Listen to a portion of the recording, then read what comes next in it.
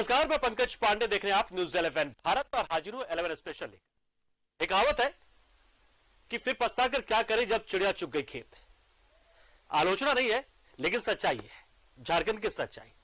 इस बार सूखा पड़ा है, इससे पहले भी 3-4 साल पहले सूखा पड़ा है और ये एक मिथक है या कह लें कि सच्चाई ही है। मिथक तो नहीं है, सच्चाई ही है कि हर 3-4 सालों पर सूखा पड़ता है और तब जाकर सरकारों की नींद खुलती है कि सूखा से बचाने के लिए अपने किसानों को क्या सुविधा वो दे। इसी कड़ी में एक शुरुआत हुई है कृषि मंत्री बादल पत्रलेख की ओर से। अच्छी पहल है और उम्मीद करेंगे इससे लाभ होगा। इसके अलावा एक मामले को लेकर शिक्षक जो है वो आंदोलनरत है। मामला है गृह जिले में तबादले का। शिक्षक कह रहे हैं कि जब हम अपने गृह जिला में होंगे, घर के पास होंगे, तो बहुत सारे तनाव से दूर होंगे, तो अपना फोकस हम पढ़ाई पर लगा पाएंगे, पढ़ाई अच्छी करेंगे हम उस वक्त। उसको लेकर आंदोलनरत है। एक मामला और है, वो मामला है कि किस तरीके से सिमडेगा में एक ऐसा वाकया हो गया जो वाकई में चौंकाने वाला है कि एक जनप्रतिनिधि पहुंचा है जनता के कल्याणकारी योजना का शिलान्यास करने के लिए, लेकिन जनता भी है लेकिन अधिकारी नहीं है जिस विभाग से उस योजना को शुरू किया गया है। जाहिर सी बात है, जनप्रतिनिधि भड़क उठे, लाजमी था भड़कना और भड़कना ही चाहिए, बल्कि उन ब्यूरोक्रेट्स को जो उस योजना से जुड़े हैं उनको सस्पेंड भी करना चाहिए मेरे हिसाब से। इसके अलावा कई दूसरी बातें भी होंगे, लेकिन सबसे पहले बात हम कृषि मंत्री बादल पत्रलेख के उस पहल की करेंगे जिसका आने वाले समय में किसानों को लाभ मिलना तय है। दरअसल रांची के नगरी में कृषि मंत्री बादल पत्रलेख ने 2133 तालाबों के जीर्णोद्धार का शिलान्यास किया है। राज्य के सभी प्रखंडों में तालाब का जीर्णोद्धार होगा। सरकार की कोशिश हर खेत में पानी पहुंचाने की है ताकि सुखाड़ से निपटा जा सके। एक रिपोर्ट फिर इसी पर चर्चा सहयोगी राजेश के साथ। हर खेत में पानी पहुंचाने की कोशिश, 2133 तालाबों के जीर्णोद्धार का शुभारंभ। झारखंड का बड़ा इलाका सूखे की चपेट में है, लेकिन झारखंड के किसानों की ये नियति बन गई है। हर 3 से 4 साल में राज्य में सुखाड़ जैसे हालात होते हैं। ऐसे में सरकार इससे निपटने की तैयारी में जुट गई है। इसके तहत हर खेत में पानी पहुंचाने की कोशिश है। इसे लेकर अगले 4 सालों के भीतर लाखों तालाब और कुएं के निर्माण का लक्ष्य रखा गया है। इसी के तहत रांची के नगड़े स्थित जल छाजन केंद्र में कृषि मंत्री ने 2133 तालाबों का जीर्णोद्धार का शुभारंभ किया। सुखाड़ जो अमूमन देखा गया कि झारखंड में हर एक तीसरे या चौथे साल आ ही जाता है, उसके लिए अभी से तैयारियां हमने शुरू की है। तो ये पहला चरण है 2133 तालाबों का। शुरुआत जो आज राज्य के सभी प्रखंडों में माननीय के उपस्थिति में, जहां वे उपस्थित नहीं है, माननीय के प्रतिनिधि या त्रिस्तरीय पंचायत चुनाव के प्रतिनिधि के माध्यम से हमारा विभाग, हमारा डायरेक्टरेट यह कार्यक्रम का संपादन कर रहा है। कृषि मंत्री ने कहा कि सुखाड़ प्रभावित किसानों के खाते में 3500 रुपए ट्रांसफर कर दिए गए हैं। उन्होंने दावा किया कि पिछली सरकार ने 5 सालों के भीतर किसानों के खाते में 800 करोड़ रुपए भेजे थे, लेकिन हेमंत सरकार ने 3 साल के भीतर 1885 करोड़ रुपए किसानों के खाते में डाल दिए। कृषि मंत्री ने किसानों से भी ईमानदारी की उम्मीद जताई। डोभा का निर्माण मनरेगा के तहत किया गया था, ग्रामीण विकास से किया गया था। किसान भी ईमानदार होना चाहिए। यदि ईमानदारी है, खेती करने वाले हैं, बड़े बड़े किसान हैं, उनको यदि हम डीप बोरिंग देते हैं तो वो उसका लाभ लेते हैं। अब बहुत लोग प्रभाव का इस्तेमाल करके, कभी कभी सरकार दे रही है तो हमें लेने में क्या जाता है, इस तरह का करके अभी अबू साहब ने कहा ना कि एक गलत आदमी यदि ले लेता है कोई योजना का लाभ, तो एक सही आदमी को उस योजना का लाभ लेने से वंचित करता है। ये पंच लाइन होना चाहिए कि किसी भी हालत में हम लोग गलत आदमी का चयन न करें।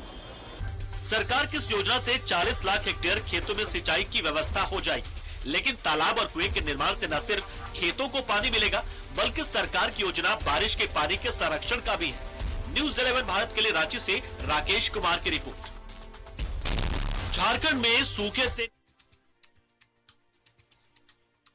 अब में दुर्भाग्य है झारखंड के साथ कि हर 3 से 4 साल के बाद ऐसी स्थिति आती है जब यहां पर सूखे जैसी परिस्थिति बन जाती है। और कुछ जिले तो ऐसे हैं झारखंड के जहां वो हमेशा सूखाग्रस्त नजर आते हैं। गढ़वा पलामू इलाकों में चले जाए तो वहां पर लगभग हालात वैसे रहते हैं। ये और बात है कि वहां पर कुछ एक जो जल छाजन योजनाओं के तहत जो सिंचाई की सुविधाएं उसकी वजह से वहां पर खेती कर ली जाती है, लेकिन हर जगह ऐसा है नहीं।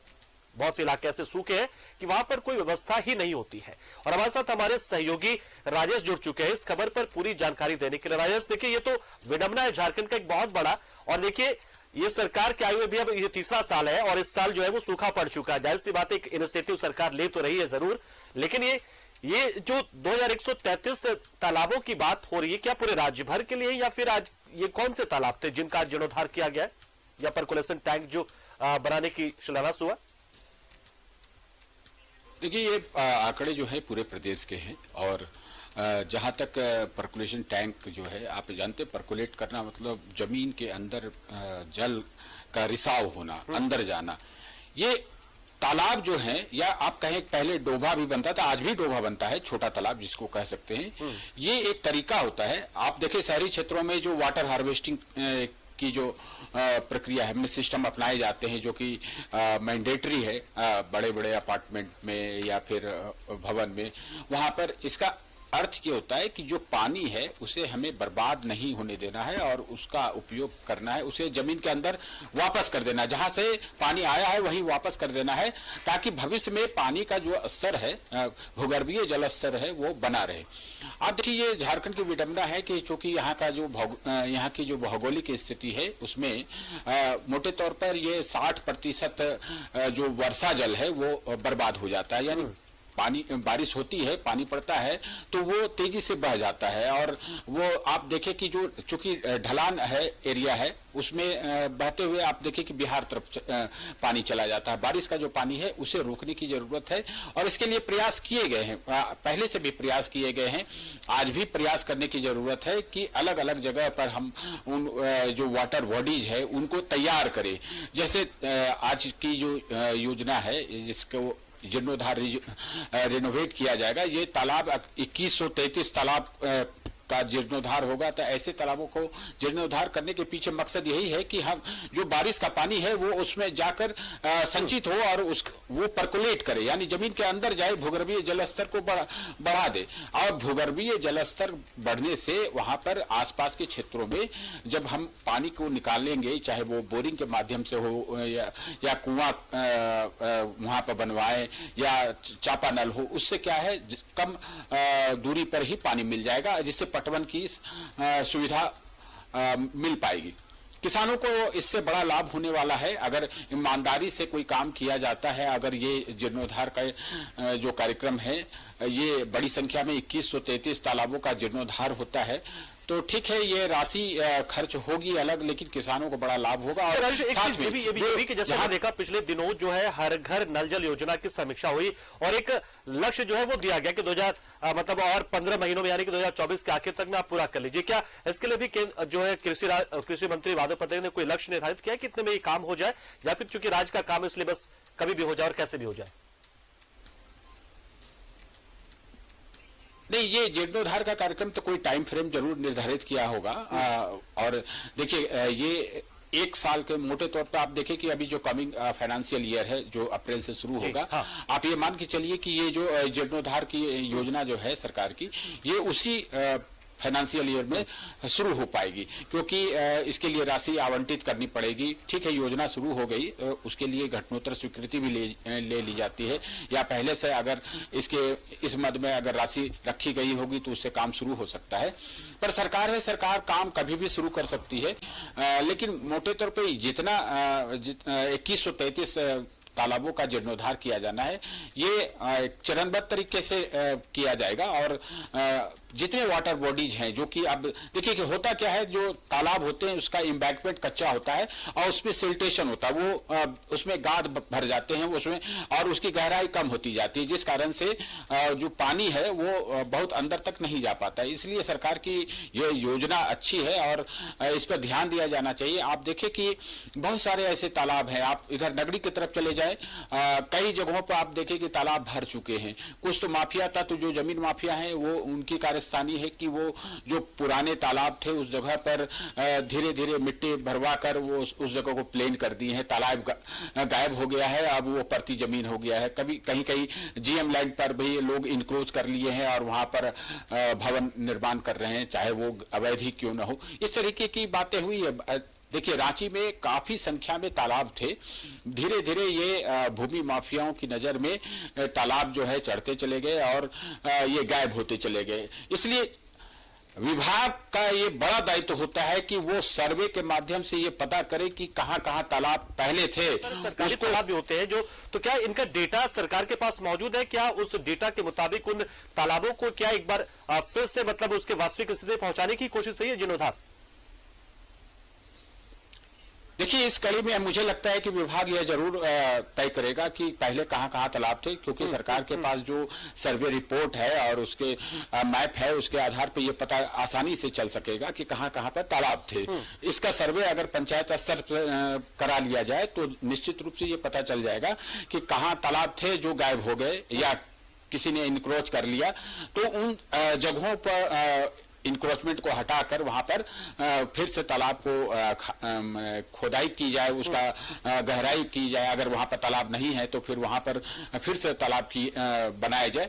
तो ये काम सरकार को करना है और अगर इस काम को अच्छी तरीके से किया जाता है तो निश्चित रूप से आप जानिए कि इसका 2-3 साल में बड़ा अच्छा असर होगा, क्योंकि तालाब में पानी संचित होंगे, वर्षा जल संचित होगा तो उसका फायदा भूगर्भीय जल स्तर को होगा और धीरे धीरे ये भूगर्भीय हमारे ऊपर आएंगे, जो कि अभी लगातार उनका जो ट्रेंड है वो नीचे चला जा रहा है। मुझे लगता है रांची शहर में शायद 7 से 8 फीट नीचे जलस्तर चला गया। आप देखें कि पहले की तुलना में आप देखें कि अब जो बोरिंग लोग करवाते हैं उसमें 200-250 फीट अंदर तक वो लोग करवाना पड़ता है, तब कहीं पानी नसीब होता है। तो इस लिहाज से ये योजना सरकार में देखा था कि मतलब किसानों को इसी सिंचाई व्यवस्था उनको उपलब्ध कराने के लिए डोभा योजना जो शुरू हुई थी, डोभा योजना, बहुत से डोभा बनाए भी गए थे, क्या वो अभी चल रहे हैं और क्या जीर्णोद्धार उनका भी होगा या फिर वो अलग चीज हो जाता है? बिल्कुल अलग ही मामला है, ये तालाब का ही जीर्णोद्धार होगा सिर्फ इस बार।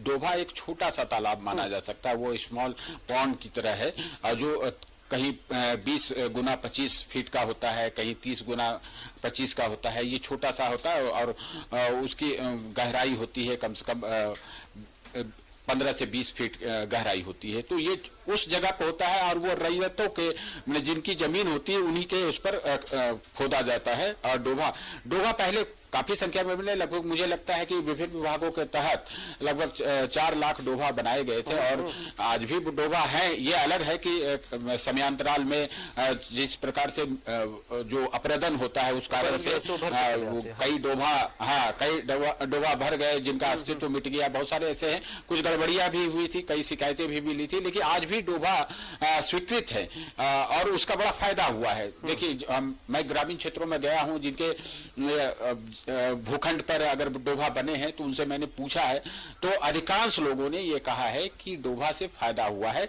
और उससे पटवन की सुविधा उन्हें मिली है।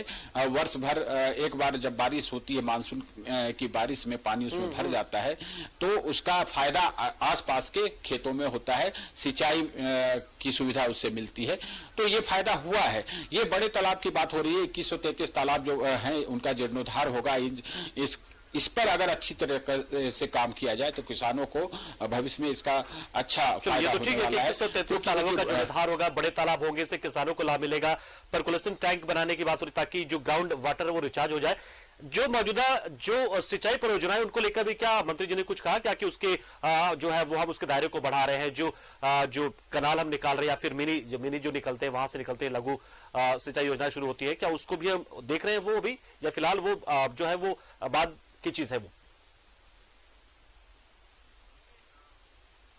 अभी तो फिलहाल इस पर इन्होंने जो कहा है सो कहा है, लेकिन देखिए पटवन की सुविधा के लिए कई जगहों पर कुछ काम किया जा सकता है। जिन जगहों पर आप देखें कि बारिश के समय आप पानी का फ्लो बहुत अधिक आता है, तो उन जगहों पर कोई एक छोटा सा कैनाल टाइप का बना के उसके पानी को डाइवर्ट किया जा सकता है। ये साइंटिफिक तरीके से इस काम को किया जा सकता है और उसका रूट एक अलग बना के आप वहां पर पानी को भेजा जा सकता है। और उन जगहों पर जहां पर पानी की कमी है या फिर कहीं पे आप एक रिजर्वायर छोटा सा बनाना चाहते हैं या किसी प्रकार का पॉन्ड बनाना चाहते हैं, तो उसको आप डाइवर्ट करके वहां पर भेज सकते हैं। जैसा कि मानसून के समय में पानी जिस प्रकार से बर्बाद होता रहा है, उसका हम उपयोग कर सकते हैं। देखिए बिहार के कई जगहों पर, मुझे लगता है कि झारखंड में भी कई स्थानों पर चेक डैम भी बनाए जाते हैं। चेक डैम का मतलब ही होता है कि हम जब बारिश का पानी जब आता है, नदी में जब पानी का फ्लो अधिक होता है, तो हम उसको डाइवर्ट करते हैं, उसको रोकते हैं कि आगे वो नहीं जाए, धीरे धीरे जाए।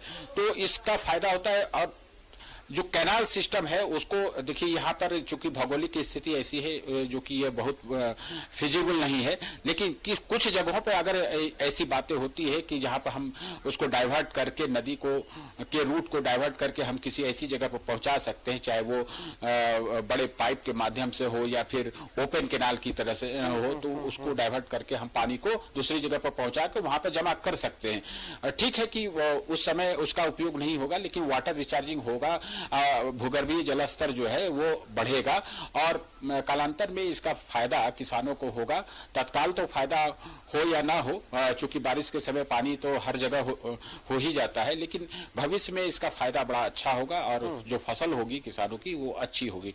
तो सरकार को इस योजना देकर काम करना चाहिए, लेकिन फिलहाल जो जीर्णोद्धार करने की योजना है इस पर ईमानदारी से काम करे कृषि विभाग, कृषि मंत्री। राजेश, अगर हम पिछले 3 सालों की बात करें, सरकार के 3 साल हो गए हैं, जो झारखंड में सिंचित भूमि का रकबा है, क्या उसमें कोई बढ़ोतरी हुई है? ऐसा भी जिक्र किया क्या कृषि मंत्री ने?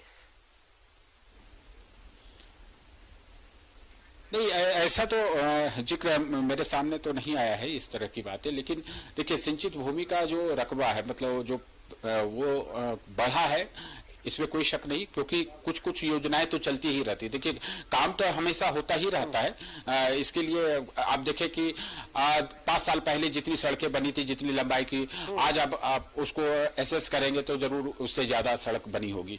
तो काम तो होता रहता है, सिंचित क्षेत्र जरूर बढ़ा है। और देखिए जिस प्रकार से झारखंड में फसल हुई है, ठीक है, इस बार तो अच्छी बारिश नहीं हो पाई, जिस कारण से सूखे की स्थिति हुई है। रांची की मिसाल ले तो यहाँ पर लगभग वही 65% क्षेत्र जो है वहां पर बारिश हो पाई और बाकी सूखा क्षेत्र घोषित हो गया। आप देखिए कि पूरे प्रदेश में 226 प्रखंड में ये इसका असर हुआ है।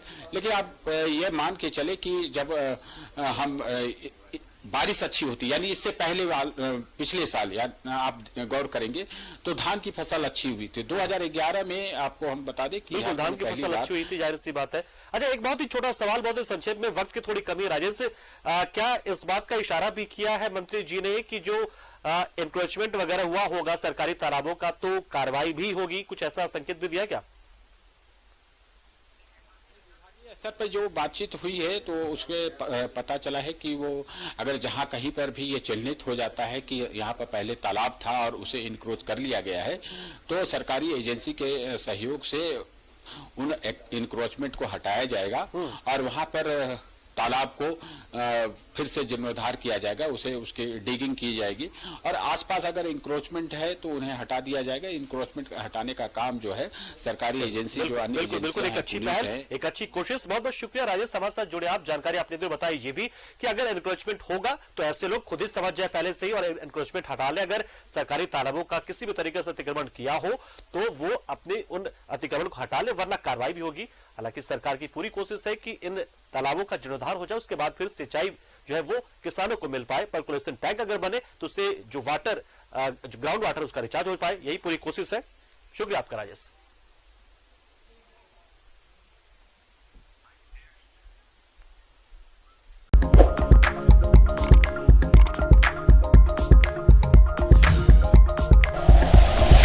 Like and share videos, subscribe करें हमारा चैनल और प्रेस करें बेल आइकॉन। न्यूज़ 11 भारत, सच है तो दिखेगा।